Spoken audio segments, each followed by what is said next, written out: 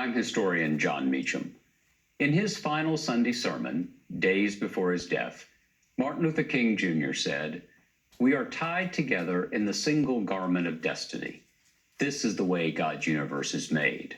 This is the way it is structured. A single garment of destiny.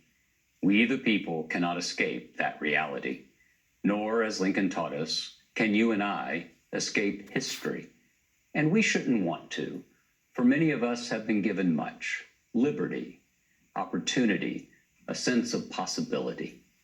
The task of our time is to make sure those gifts are available not just to folks who look like me, but to all of us. This is a grave moment in America. A deadly virus is ravaging us. Our jobs are evaporating. Our faith in the things that bind us together is fraying, for our democracy is under assault from an incumbent more interested in himself than he is in the rest of us. Extremism, nativism, isolationism, and a lack of economic opportunity for working people are all preventing us from realizing our nation's promise. And so we must decide whether we will continue to be prisoners of the darkest of American forces, or will we free ourselves to write a brighter, better, nobler story? That's the issue of this election, a choice that goes straight to the nature of the soul of America. Humankind has long viewed the soul as the vital center, the core, the essence of existence. The soul is what makes us, us. In its finest hours, America's soul has been animated by the proposition that we are all created equal, and by the imperative to ensure that we are treated equally. Yet America is a mix of light and shadow. Seneca Falls and Selma and Stonewall dwell in the American soul, but so do the impulses that have given us slavery, segregation, and systemic discrimination. Often, we'd prefer to hear the trumpets rather than face the tragedies. But an honest accounting of who we've been can enable us to see who we should be. A country driven by the best parts of our soul, not by the worst. A country informed by reason and candor, not by ego and lies. A country that's big-hearted, not narrow-minded. The struggle to be who we ought to be is difficult, demanding, and ongoing. Justice can be elusive, and change in America has been painful and provisional.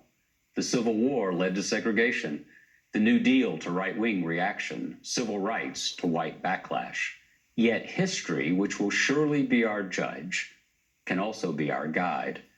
From Harriet Tubman to Alice Paul to John Lewis, from the beaches of Normandy to the rending of the Iron Curtain, our story has soared when we've built bridges, not walls, when we've lent a hand, not when we've pointed fingers, when we've hoped, not feared. If we live in hope, we open our souls to the power of love. We've been taught to love our neighbors as ourselves. As individuals and as a nation, however, we fail at following that commandment more often than we succeed.